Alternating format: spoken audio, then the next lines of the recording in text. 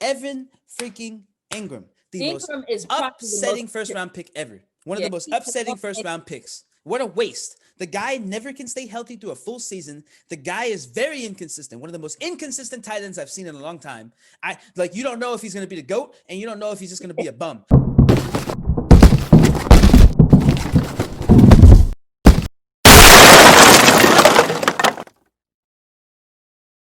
All I saw was that we didn't have a lot of proper strategy. I don't know. I don't know what it is. To me, it looked like we forgotten who we were as a team, um, specifically because there are people that are no longer performing up to their standards. Darius Slayton dropped a couple passes. Sterling Shepard did a couple of things here and there. Evan Engram freaking went down at the very end with an ankle injury. Uh, I don't know what's. so I was disgusted when I saw him grab his ankle. I was like, I'm done. We can't have a full season with Saquon Barkley. We can't have a full season with Daniel Jones. We're about to not have a full season with Evan Engram, potentially. We haven't had a full season with Bradberry. There are so many players on this team that we haven't had a full season with to this point since we've gotten them, except for the very few on defense that we have. I don't even want to say their names because if I do, I might jinx it. But you know who they are, Giants fans. There's been a lot of issues, and I'm very frustrated, not necessarily with the team, with just the bad luck that we've been having. How is it that we go from winning 4 games to almost 5 games in a row, and then we start tanking because of people being missing because of COVID, because they have to make sure they don't have COVID? Our offensive coordinator was out with COVID. What the freak kind of luck is that we don't have our offensive coordinator? So then we're left with this bum of a tight end coach as our offensive play caller for the last league. A bum.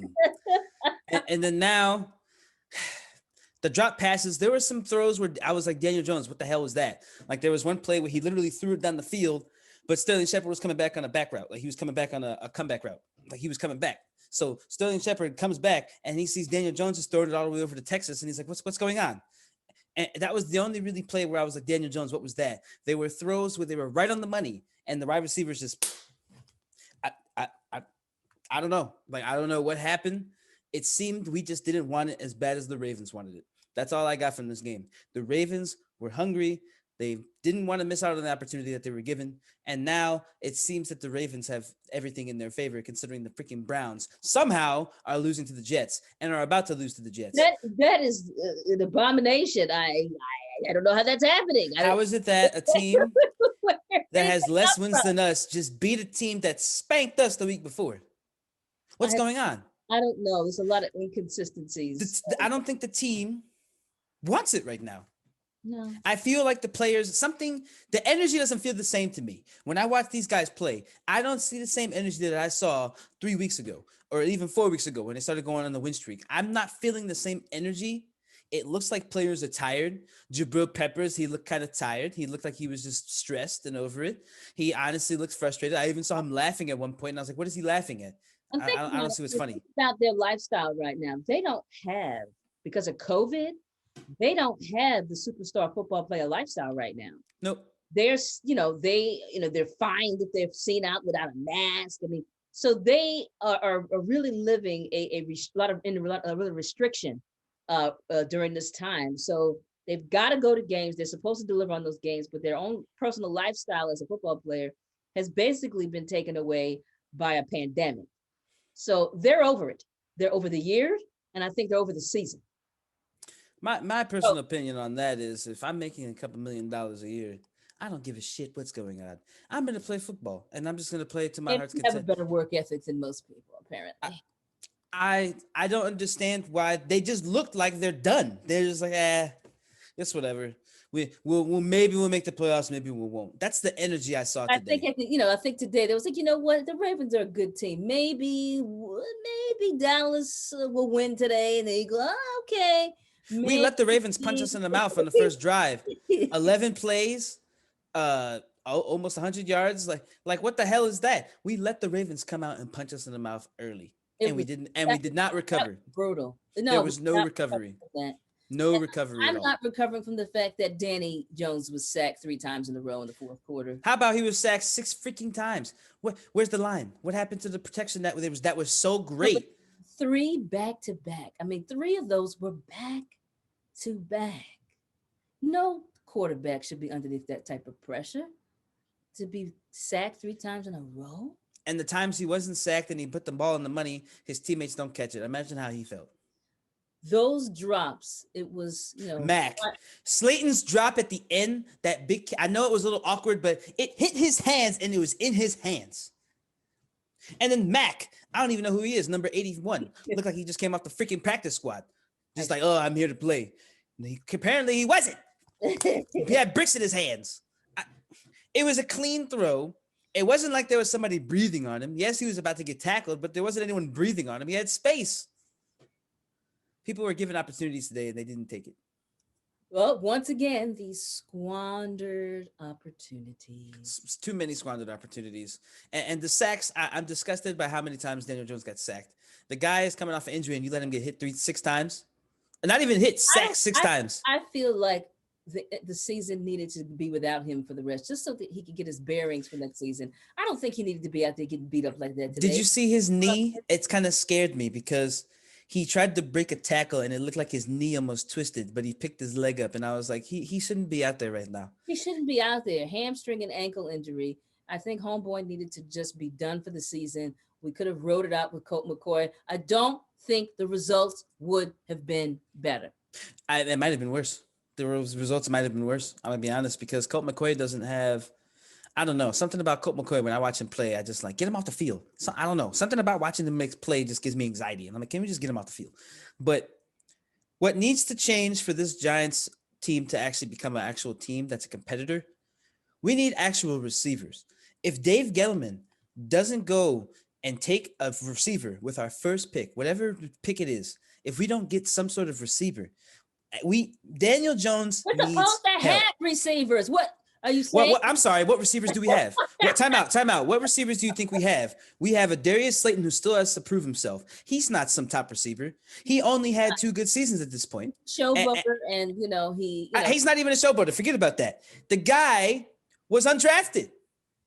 He still has something to prove. Who cares about what he's doing? Sterling Shepard, somebody who I think is declining.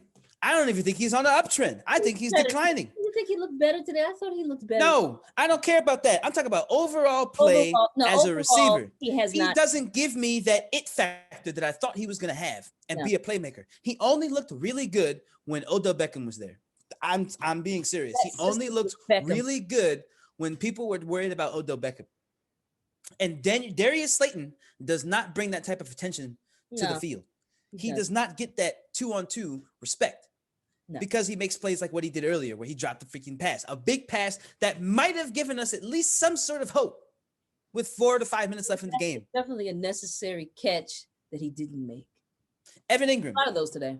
Evan freaking Engram. The most upsetting first-round pick ever. One of the most upsetting first-round picks. What a waste. The guy never can stay healthy through a full season. The guy is very inconsistent. One of the most inconsistent tight ends I've seen in a long time. You don't know if he's going to be the GOAT, and you don't know if he's just going to be a bum. Because sometimes he makes plays and you're like, oh my God, he's like the best tight end in the league. And then you're watching him play and you're like, why is he even on the field? Just kick him out. Like, I don't understand. The guy doesn't want to make catches. That's how I feel sometimes. Is every other week I feel that way about Evan Engram. I either love him or I hate him. And I shouldn't feel that way about somebody that we used the first-round draft pick on, especially somebody who has all the talent in the world to be a top tight end. I don't get it. And then Golden Tate, a veteran who's not even that great, if you want me to be brutally honest. Don't tell him that, though. Golden Tate. Who cares about his feelings? He makes more money than I will ever in my lifetime. He's not a good wide receiver. I'm sorry. He's good when he wants to be. All right. So we need receivers. So we need a high quality. We need receivers. We need another tight end. I'm sorry. Evan Engram. I'm not happy with Evan Engram. I'm not. And this Toyolo guy is not going to be somebody that replaces him. No. Toyolo is just going to be a blocking tight end, a role player, if you will. I want a stud tight end or a stud wide receiver, goddammit. And if Dave Gettleman does not deliver, I want him to be fired. There needs to be, and we need a veteran tackle. We need guard. We need a veteran lineman that can stay healthy. We have 2 rookie tackles. You're asking for a lot. No, I'm not. I'm asking for a veteran tackle or a guard, one or the other, not both. and I'm asking for a stud wide receiver or a tight end. I'm not asking for a lot. That's two people that can make a big difference on this offense. Two, very big. And if Saquon Barkley, now I'm asking for a lot. If Saquon Barkley can stay healthy and stop getting hurt in the first 2 weeks of every season and stop teasing Giants fans, it's like, okay, we have the best running back in the league. Let's see what we do. We have an improved line. Ah, shit, he gets hurt weeks 2. Ah, shit, he's gone for the rest of the season. Jesus Christ. Like, can we have a season where we watch Saquon play for at least more than 12 games? There's no honor in having the best running back in the league who doesn't get reps most of the season. There's no honor in that. There's no honor in that whatsoever. Yet still, we're left with that. We're left with having, we've got Saquon, but then Saquon is at home watching the game on his sofa like we are. Just chilling. Probably, I know we're not trying to talk trash now, Giants fans. We're just saying, why are we being teased with having who sports analysts say is the best running back, if not the second best, but generally they'll say he's the best. We have him and we can't even use him because he's hurt. And it's like we have such a young team around him that everybody's learning at the same time.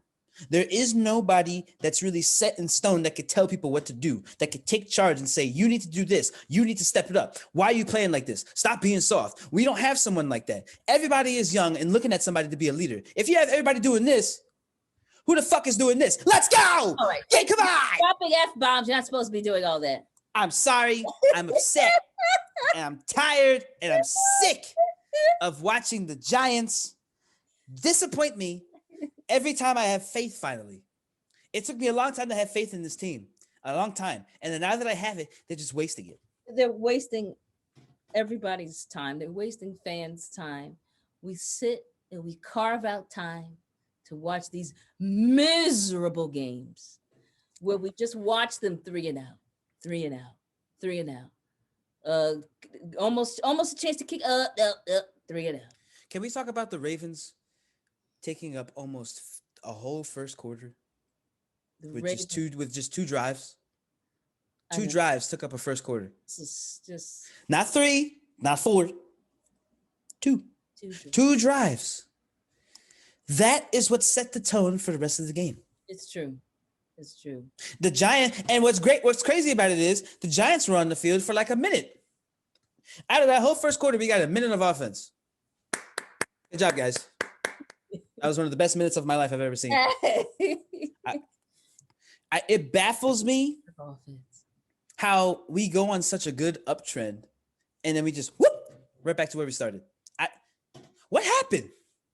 Did I miss something aside from the COVID issues? Aside from Daniel Jones being hurt for the last 2 weeks? What happened?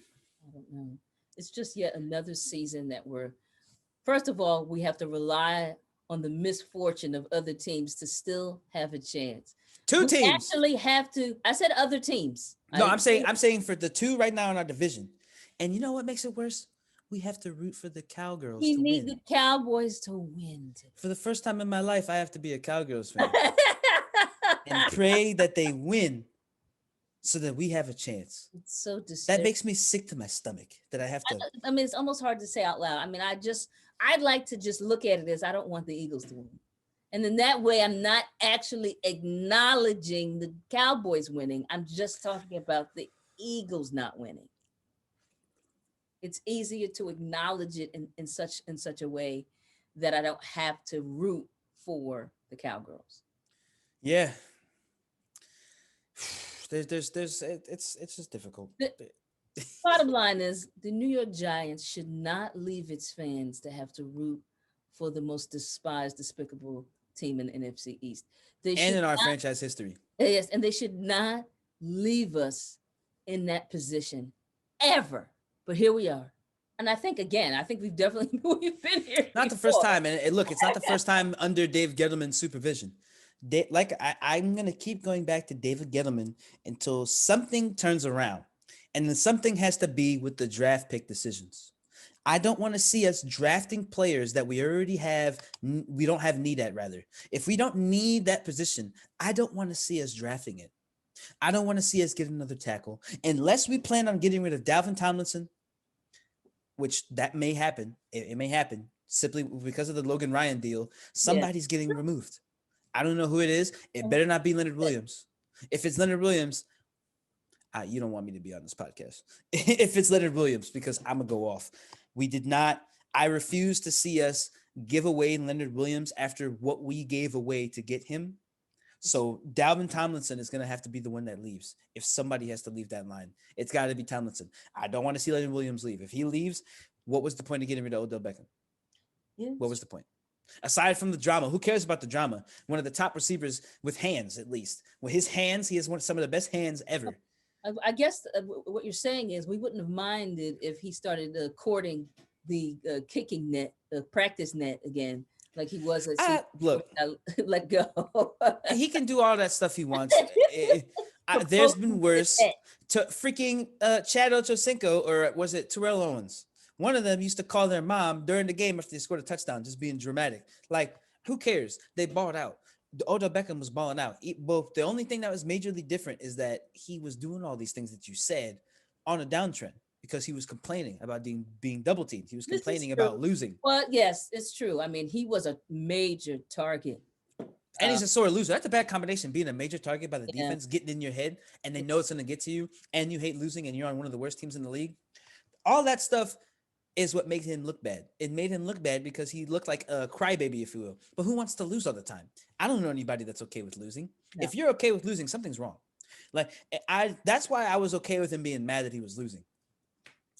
I'd rather him be mad for losing than just being like Pat Shermer, just like, we have next week. Bullshit. There is no next week. He used to say, he totally would say, we have next week. And it's just like, okay, you mean next week to lose? Like, because it doesn't sound like you want to change anything to make us win. And it's like, I'm not saying anything bad about Joe Judge. Right now, all my anger is towards Dave Gettleman because I look at the team that he surrounded Daniel Jones with. And when people are out of the equation, like Saquon Barkley, it just looks atrocious. It doesn't look like he has a team. He's throwing to people and doing everything he can to make plays, getting beat up in a game he's not supposed to be playing. And his teammates aren't accommodating him. They're not rewarding him for his effort. I think Daniel Jones gave it his all this game. He had over 200 yards passing, and none of it really showed in the stats. Unfortunately, everybody else around him was still sleeping. Everybody else was aloof. That's what it felt like to me. Yeah. I didn't see any energy. Wayne Gallman looked like he had a little bit of burst of energy, but nothing else was really doing anything. There was nothing really else going for us there today. It just looked like earlier weeks. It looked like weeks 1 through 4. Yeah. It honestly reminded me of the Steelers-Giants game. That's how it felt to me watching that game. We had, the crappy beginning, and then the middle got exciting. And then we just tanked. Ending back with crap. Yep. That's where we are. We're just ending back with crap. And it just looks like everything's out of order. You want to know what I think is also an issue? We didn't talk about this. Let's do a brief segment. Joe Judge and Jason Garrett are having issues because Jason Garrett's thinking. I've heard this from other sources. Jason Garrett is having an issue with Joe Judge. I could see that, and vice versa. They're both having issues. Garrett sees himself as a career head coach now, right? He is an offensive line coach. I mean, he's an offensive coach. Excuse me, now offensive coordinator. Yeah, and he is now in the position of having to look up to a guy who's in his first year as a head coach. I could imagine the dynamics of that would cause some tension. It's not working. And it makes a lot of sense. It makes sense. I think Jason Garrett should be happy that he's got a job. Yeah. Because he didn't show his best in Dallas as head coach. With the system that he had, by the way, that was a pretty good system. Yeah, and I could see that, he could be like, I'm going to listen to this kid, or he sees him making mistakes and maybe suggesting things that he would do. And Joe Judge doesn't want to hear it. Mm-hmm. And I heard this on ESPN specifically that was the first time I heard that they were having issues. They argued at one point, and Jason Garrett told the general manager he was thinking about parting ways next season. He may not want to stay with the Giants because of what Joe Judge was saying. So I don't know what is going on between them, but I feel that is what's causing this disconnect, because it looks like the team is discombobulated a little bit. The way that we played, Mom, those first drives were some of the worst first drives in a long time. It did not look like the same team. It looked unorganized. So, but we could talk about this for hours, but I just wanted to point out that I think the issues between the coaches is affecting the players now as well. That probably is the case. I really hope they iron all this out in the off season. We can only hope. I think I've said this in multiple years in recent. Like, I hope they iron this out in the offseason. I mean, I don't know how many more years I could say that, but it always seems like About to find out. it's always something that needs to be figured out, Yep. especially in the coaching staff. There's Yes. always something that needs to be addressed in the offseason. I'm Yes. actually tired of it. I'm sick of it. We need proper leadership on the Yes. coaching side. And the Giants, and the only way we're going to get that done, I think, is a clean slate at the GM level. Period. For sure. I agree. Well said. I don't have anything else to add to that. That's perfect. Well, we'll just end this miserable Giants show with the mother and son family bond. I'm just whatever. It doesn't even matter. It's just a miserable situation. It's unfortunate. It's unfortunate. We're glad that you watch. Please watch all the time by subscribing to find out when we're on. Notification bell on. Like and share, and please comment. Please tell us your misery as well. We want to hear how you feel about this horrible game against the Ravens. It's just an embarrassing showing from where we were just a few weeks back. It's awful. But we've got one game left against the Cowboys. If we don't win that, you're gonna see a different Jamie on here, Giants fans. So definitely tune into the last episode of the regular season, which is probably the last episode and game for the Giants. And because I don't think they're going into the playoffs, but anything could happen. I don't have a lot of hope about it though, so we'll see. But see you next time, and hang in there, Giants fans. We feel one game left to push through, persevere. We'll see. There's always the draft. Yep. That's what we say every year. This is always the draft. Take care, everybody. And Happy New Year. Happy New Year.